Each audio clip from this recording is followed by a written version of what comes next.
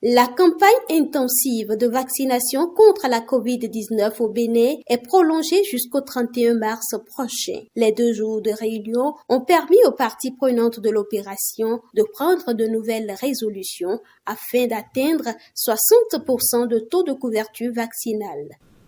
Cet atelier, démarré depuis le 1er février 2022, a permis de mieux organiser le déploiement de la vaccination contre la COVID-19 et de réorienter les actions en fonction des besoins propres de chaque département afin d'atteindre d'ici la fin de la campagne nos objectifs.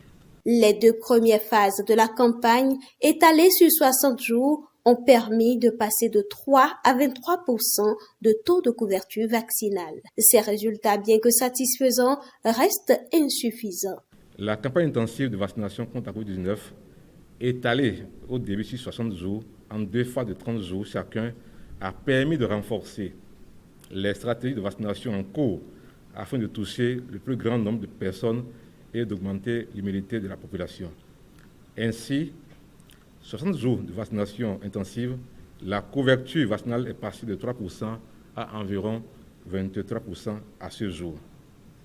Ces résultats encourageants, mais toutefois insuffisants, ont amené le gouvernement du Bénin à prolonger la campagne intensive de vaccination jusqu'à la fin du mois de mars 2022, soit 76 jours de prolongation, afin d'atteindre l'objectif de couverture vaccinale qui est d'au moins 60%. La représentante des partenaires techniques et financiers, après avoir décerné un satisfecit au Bénin, a invité les uns et les autres à mettre l'accent sur la cible que sont les femmes. On se rappelle également que le Bénin vient de loin et que le Bénin a fait des progrès remarquables au niveau de la sous-région par rapport à sa performance vaccinale.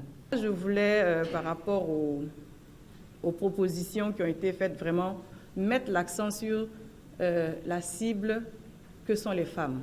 Parce que moi, je sais que quand on regarde de plus près, on se rend compte que les femmes, quand vous prenez les statistiques, sont plus touchées par la COVID, mais en termes de vaccination, c'est elles qui sont le moins vaccinées. Donc, il y a vraiment une fenêtre d'opportunité, pour moi en tout cas, pour améliorer cette performance vaccinale-là. Et je suis également d'accord avec le DC qu'il ne faut pas regarder au niveau macro, il faut vraiment regarder au niveau micro, au niveau des départements, au niveau des communes, pour voir comment toucher ces femmes-là. La vaccination contre la COVID-19, volontaire et gratuite, reste l'un des moyens sûrs de se protéger et de protéger les autres contre la maladie.